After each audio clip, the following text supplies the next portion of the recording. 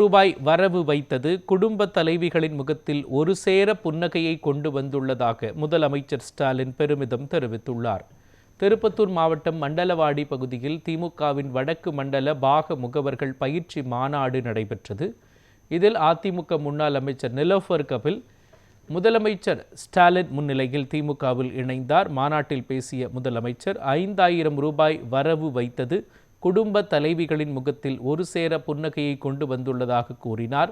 வடக்கு மண்டலத்தின் அனைத்து தொகுதிகளிலும் திமுக மற்றும் கூட்டணி கட்சிகள் வெற்றி பெற நிர்வாகிகள் உழைக்க வேண்டும் என்று அறிவுரை வழங்கினார். தமிழ்நாட்டில் திமுக 7வது முறையாக ஆட்சி அமைக்கும் எனவும் முதலமைச்சர் உறுதிபட தெரிவித்தார்.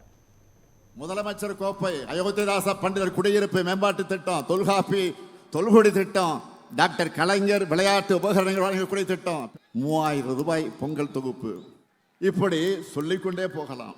இதையெல்லாம் நினைவூட்டுங்க. மக்கள் நலத்திட்டங்கள் எந்த தடையும் இல்லாம மக்களுக்கு கிடைக்கணும்னு நம்ம அட்வான்ஸா செயல்படுற காரணத்தால தான் இப்போ டேக் ஆஃப் த நேஷன். நேற்று கால விடிஞ்சதும் 1,31,00,000 பெண்கள் முகத்திலையும் ஒரு சேர புன்னகை கொண்டு வந்திருக்கிறோமே. அவங்க காலையிலேயே கேட்ட முதல் ரிங்டோனே 5000 ரூபாய் கலைஞர் மகளிர் உரிமை தொகை அவங்க அக்கௌண்ட்ல வந்திருக்கான மெசேஜ் டோன் தான். தேர்தலை காரணம் காட்டி மகளிர் உரிமை தொகையை தடுக்க நினைச்ச சதியை முறியடிச்சிருக்கிறோம்.